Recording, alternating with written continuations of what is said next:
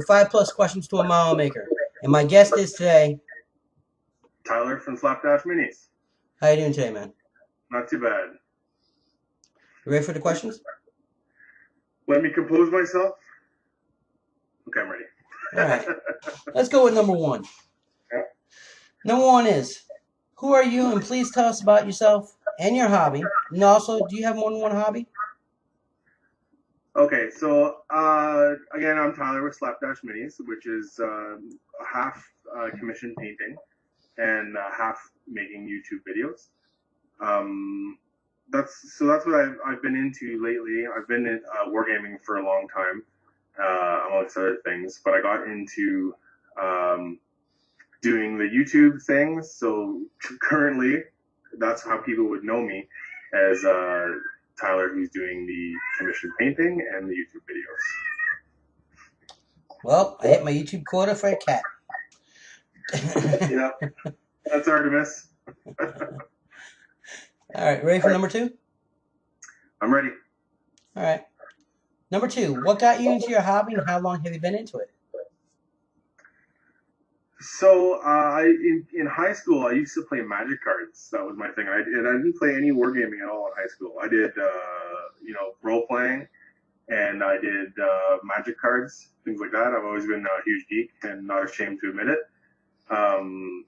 So yeah, I played Magic cards forever, and then I went to college and I went to a pro qualifying tournament playing Magic in Toronto, and all my cards got stolen, and I was like, that's it, I'm not playing cards anymore. And my best buddy Keith and his brother-in-law Kris played Warhammer, so I'd always see Keith like bring him in minis and stuff like that, and half the time I think I bugged him about Warhammer, and he bugged me about playing Magic cards. And so I wasn't really into it. But then once all my cards got stolen, and like this was, he'd been playing Warhammer for a few years by this time. So my cards all get stolen, and I was like, well, I want to get into a game. Maybe I'll start playing Warhammer with you guys. So Kris bought, it was a 3rd edition with Black Templar and Dark Eldar in the box? I think with Space Marine and Dark Eldar anyways, right? I think it was Space Marine and Dark Eldar or something like that. Yeah, so he bought that, and I bought the Dark Eldar off him because he was using the Space Marine. And I got into Dark Eldar, and I was like hooked right off the bat as soon as we got playing. So Kris definitely got me into 40K. All right. Ready for number three?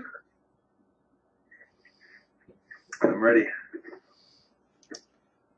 Number three is, when and why did you start making YouTube videos, and have you met anyone from YouTube because of it?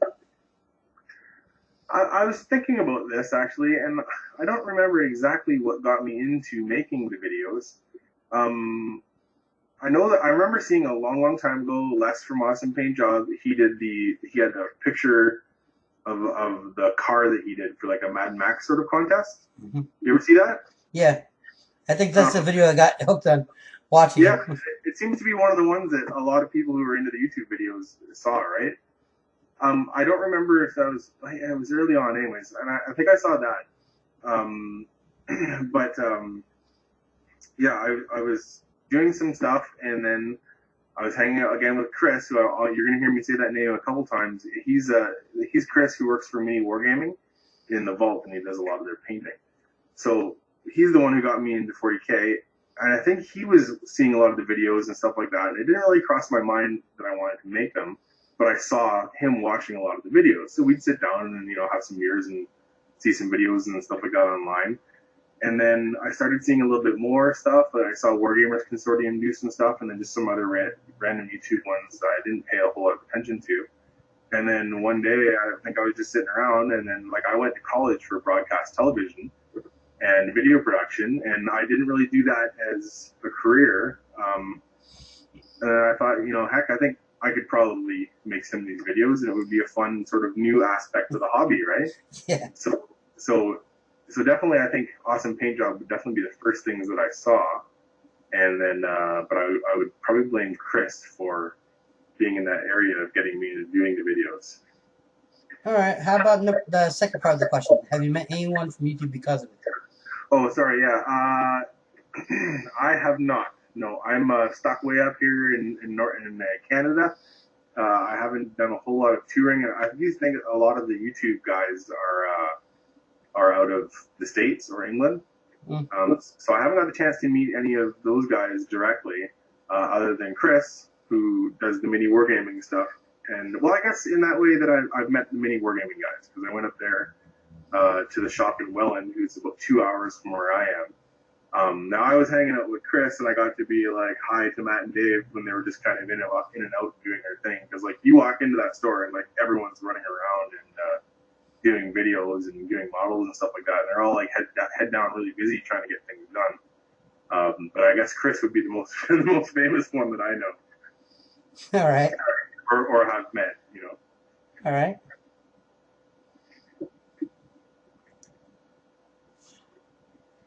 Ready for number 4? I'll give it a shot. All right. Do you have any tips for anyone new getting into the hobby? And this includes making YouTube videos. Oh, okay. Well, as the painting side, I do get a lot of new people. Like the store that I go to locally is called the Game Chamber in London, Ontario. And when I go there, you know, I'll have my airbrush with me, or I'll have some models, and I'll be doing whatever. Or someone asks me on Facebook about tips, and the most common one that I can tell any new guy is thin your paints. And I'm sure you've heard a bunch of people say this already, and that is the tip, that like any new painter, it needs to be drilled into their head. Like some people do paint fresh out of the bottle, but I find when you do that, like I don't remember, there's one of the girls who are really famous painters, and you'll see her take a little bit out, and then she just pulls a little bit of time, but like she's almost doing like a weird blend. But for any new painter, I really think that you need to thin your paints. If it takes you 3 layers to get a coat, then do it. Talk about girl painting. Yeah. Girl painting does that a lot. Yeah. Oh, right out of the pot. Yeah. Yeah. Like I think that's a big mistake with a new fresh painter, because Kris always would tell me, you know, if it takes 3 coats to do a layer, it takes 3 coats. But you're better off to work thin and work your way up to a good one, to a nice clean coat, than you are to just like spread your paint on your guy. And then for YouTube videos, my tip would be to don't settle for well, it depends on your style you're doing. I try to make a decent quality video every time I do it. Now, that being said, if you see my old stuff, it like was off color, and you know maybe the audio wasn't good, and you hear a buzz in the background. And as I'm going here, I'm improving my quality. I need to get a mic still. I got a pretty decent camera. That's all YouTubers. We all start with the... Yeah, exactly, right? Everyone's just like crawling up from nothing. Yeah. But you... but... like I said, I got my cat quota for YouTube. Yeah. But don't settle for what you don't want to put up. You know what I mean? If you do a take and it's not quite right, well, it's digital editing. Stop and do it again. Edit a bad part out or whatever. Take your time and do some editing. Because I find that a lot of people have, you know, this big attention span. So try to cut together your really good stuff so that someone enjoys it. But listen to your comments too. People are going to tell you what they're into, right? Yep. So that would be my tip. All right. Ready for number 5? I'm ready. Now this is the one that I tell everybody. This used to be an argument in the forums back in the day, and the reason I put it there is because I still want to hear people's take on this whole argument. That's the only reason why it's there. And maybe when I finish this season up, I might take this out. But I really do like hearing the people's answers to it, so I might keep it too. I don't know yet. It's the airbrush question. The airbrush question. It's do you like an airbrush or paintbrush, or do you use both, and why? Okay, so yes, I love an airbrush. I think it is the best tool in my arsenal that I ever got a hold of for commission painting.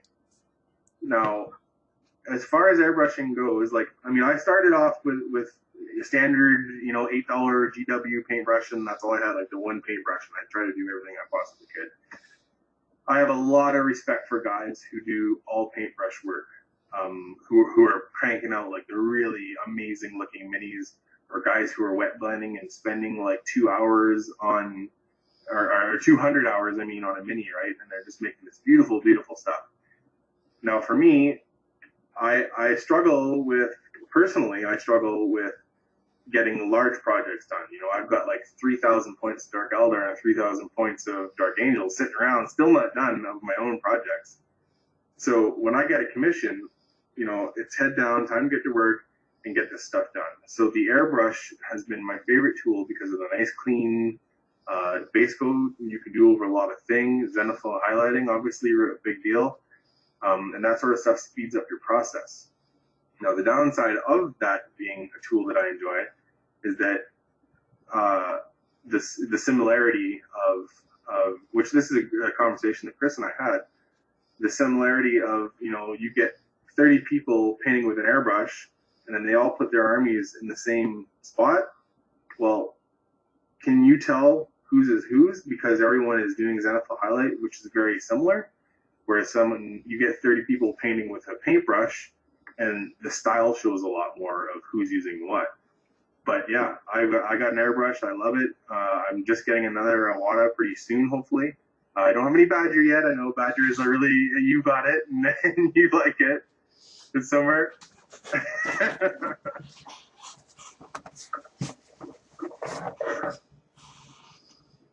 Yeah, that's a good looking one. And it's the Renegade Chrome. Yeah. One of the best ones out there. I love the feel of this sucker. Man, I really had to fix that. Yeah, I had to tighten everything up to lock up so I can keep it. I'm packing everything up so I'm moving again. Yeah. So I got that. But the cool thing about this is I didn't buy this. Nice. I won this from Dr. Phelps Paint Clinic. That's awesome. He had a Facebook competition, and it was count the minis in a jar. Yeah. I won. I would like to get a airbrush like that, but I've not got one yet. But I did. My first one was the Awada HP or something like that. Oh, that was the first. That was the one I lost in the fire. Oh yeah. Yeah, that's the one I took. It's perfect for. That's great. That's great for large areas, and also if if I remember correctly, had the side wheel or like the back wheel or the front wheel. It's a dual action, but it's 5mm. Yeah, the action is pretty strong where you can put. You can change with the moving finger. Yeah. But it was great for large areas. I remember that, especially fading. I'm great fading. Hold of it's the smaller, the 2mm Awada with a little bit smaller cup, and then the adjustment on the back as well. Yeah, that's the one I think I had, the smaller one.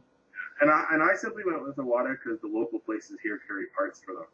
We got one guy around that carries Badger, but the prices are pretty similar, but he doesn't have a whole lot. He doesn't have a whole lot of repair parts in stock. So, you know, I'm likely to break my stuff here and there because I'm not the most graceful man ever built. Yeah, I understand that. You replace it, but yeah, definitely. I do like an airbrush. I don't think it's an investment that everybody needs to make, depending on how much you're painting. You know, if you got someone who's just going to have one army and not push too much, do you need an airbrush? No. Is it convenient to have if you're going to burn up $400 or $500? Absolutely. All right. Number 6. And this is the one I definitely know is going to be a show. Number 6 is, what's your favorite mini or model to paint and build and why? Okay. So I know what you're going to show me because you showed me prior to filming. Yeah. Go ahead. Do what you have to do. All right. This is an easy one for me. Anyone who knows me knows that I'm a pretty big Dark Angels fan. And that caused me to get a little tattoo done, which is my first tattoo, which is this is the second edition picture of Dark Angel Asmodai, who's an interrogator chaplain. So that was my very, very first tattoo. So, of course, Asmodai of the Dark Angels is my favorite model. So I converted him to look like... Yeah, I converted him here to look like the actual picture because the original model has his weapons are in the opposite hands. Yeah. And he's got his Crozius in the air, and he's just kind of holding his sword down. So this is actually an Inquisitor sword that I swapped hands, and and put his Crozius in that one. So this is my favorite model. It was probably one of the best models that I painted back in the day. He's pretty old now, but I definitely love that picture. And I was very sad that they took him out of the last codex, but they put Asmodai back in the new one now. But he doesn't have his big ass power sword. He's just got the little blades of reasons. So I was a little disappointed that he doesn't have that big bad boy. But that was I've always loved that picture. So that's my favorite. All right. Ready for number 7? I'm ready. Number 7. What's your opinion of a model maker to a wargamer? That's a good question.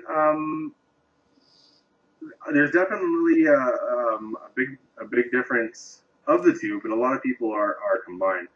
I was definitely a wargamer first, but I was always very, very interested in the painting aspect. I'd sit there and watch Kris, like, you know, it was like my life depended on it, and he was always amazing to see. So I enjoyed painting, and me and another buddy of mine, Keith, would sit around and just paint in the basement for hours. We were always really excited to get a unit done, but we were primarily painting them to play. Whereas now, being that I'm doing the YouTube and commissions, I've become a lot more of a model maker or a model painter. And for a model painter or a model maker, if you will, the love comes from working on the unit or the character and then showing them off or selling them or whatever you decide to do. But that part of the hobby is what it is for you, you know? Like, some people could care less if they're ever going to roll a dice. They just want to make a model, and I've always liked that. I've always liked to have like a cool looking model or a unit and be like, look at this, and you know, you go to a competition and I'd be striving to get best army. Now Kris would beat me out most of the time, but but I always wanted to do it. So the difference between the two is what you find in the hobby that you love or makes you happy, you know. And model makers, like I know that there's, well, I think it's, you might agree, but a lot of the people who are known to us as model makers or painters are starting to pull into the gaming side a little bit more. Like, I mean, I've noticed in some of the YouTube videos, you see the guys who are known just to be painters, and all of a sudden they're playing Malifaux all the time because they don't have to paint so many guys, right? You just paint a few and then you get the game. So yeah, model makers, model painters, those guys are that's the love of the hobby, is getting that unit done and showing it off and selling it, whatever you got to do. And then your other gamers are the ones who are, you know, shaking their can of spray and, okay, now my guys are blue, maybe an ink wash, and they just want to game and do tournaments and win points and things like that. So I think that's the big difference between the two. But I think it's important to find a happy medium for yes, for there's the word. I was waiting for that word, happy medium. Yep. I think I have a decent happy medium. You know, like the painting side, the model making has become a little bit more of the work for me. So when I get the chance to do a game, it's like, yeah, I'm playing a game, I'm rolling some dice, you know. Yep. So yeah, it's good to find a happy medium. Yes, it is. Ready for the last question? Yeah, how about her? Number 8. Who do you think I should ask these questions to next, and why? Well, I mean, I've dropped his name enough in this thing, but he has been a big influence on me in my gaming. Great friend. You haven't talked to him yet, so I think absolutely you need to talk to Kris from Mini Wargaming, who's the Mini War Painter. And you know, he's great to listen to. He will chat your ear off, absolutely. He's got some great tips and points. So I think that he's definitely someone that you should get in contact with, and I can definitely make that happen. All right. Well, that's all 8 questions. And now this is what I call shameless plug time. Yep. Our favorite part of the interview. You can plug your Facebook, Google Plus, Twitter, your webpage if you have one. Even give shout outs to friends and stuff like that. Even like you said, you have more workers or something like that that you have in your group. Yep. And stuff like that. Say them. All I ask is after you're done, send me an email. so I don't screw it up in the end. So I put them in the description down below. So it's your time, and when you're done, just say I'm done, and I can end the show. So there you go. It's your time. All right, thank you.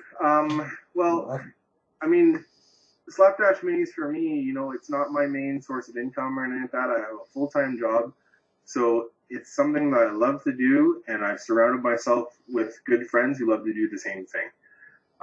So I do a lot of painting commission, and then the other guys are Jerry, Ben, and Sean currently, who are all good friends of mine.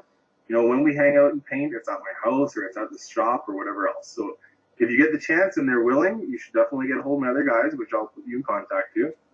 Maybe they'd like to talk to you. Jerry is best known so far for his custom builds. The guy scratch builds like nobody I've ever seen before. Sometimes I hate him for it, even though he's one of my good best buddies. So, you know, you give that guy some cardboard and some plastic card and some glue, and like suddenly you have an awesome thing. Cat. Ben, I've known for ages. He used to be a guy that I role played with for a long, long time. We played more. Artemis, you want to go in the interview? Anyways, yeah, Ben, we role played for a long time. We didn't get to do quite as much gaming. Great painter. He's a very, very busy guy. So same thing. He likes to do some stuff when he gets the chance. He has an awesome games room in the basement of his house. He does a lot of painting with us, and then he's getting into the videos too. I really am hoping that he starts doing a little bit of a news sort of segment of the rumors and things that are going on, because he seems to be completely plugged into like every forum and every news rumor that's coming up. So he's the guy who does that, and his Facebook group for a lot of that kind of stuff right now is called Altar of War, which I'll send you the link to. Sean with Slapdash, he's an amazing painter. I've got a lot of respect for the guy. I was super glad when he decided to come hang out and do some painting with me. He won a Golden Demon, and he was in the White Dwarf. His Golden Demon, I believe, was a rocket buggy. It was an orc thing made, and it had Anakin Skywalker's rockets from his pod racer, and then like an orc sitting on top of it driving, basically. So I think he got a bronze for it. And so that was some people might recognize that one, right? And then he also was in the White Dwarf for his orc hockey crew with Zamboni. I don't know if you've seen that one or not. So anybody seeing this might have recognized that one. He made this whole orc crew with hockey sticks, and then their truck was a Zamboni, which was pretty hilarious. So those are the boys that are doing the Slapdash thing. We might expand as time goes on and more people are interested in hanging out and doing videos, because like it's a fun thing for us. The other things I would like to plug are the Game Chamber, which is one of our sponsors in our local group, or our local store, excuse me. And they're www.thegamechamber.com. You can also find them on Facebook. Fairly new store in London. Awesome guys, amazing store. If anyone comes to the London area, that's definitely where you need to check out. And then our new sponsor is Black Models, which is a London, Ontario-based casting company. He does a whole lot of sci-fi stuff, like spaceships and rockets and all this kind of crazy stuff. But he does casting on piecework as well. So anybody can, I'll give the link and anybody can check him out. And I will give a little teaser here. I was talking to you about it earlier. Blap has donated a bag of resin addiction to me to do a giveaway with. So I'm not going to show you everything that's in here, but there's a blue plinth there so far that you can put some stuff on. There's a bunch of cool resin stuff in there. We're going to do a giveaway pretty soon and push for some more YouTube subscribers. So thanks for giving me the opportunity to talk about that stuff. All right, that's about all I have to plug really right now. Oh, sorry, besides my SlapDashMinis on YouTube and also SlapDashMinis on Facebook, which I'll send the link to those as well. I was just going to say, what about you? Cheers. I'm thinking about everybody else. I'm so nice. Be honest with you, a lot of people don't think about themselves before when they do something like this because of one reason. You want all your friends to be happy. Yeah. And then you go, wait, what about me? Yeah. Yeah, otherwise I'm going to go to the game chamber later and just be attacked by everyone who I didn't mention. Yeah. Well, anyhow, like I said, that's the show. Thank you for being on it. And like I tell everybody, keep your blade sharp and let the hobby be fun. Bye, everybody.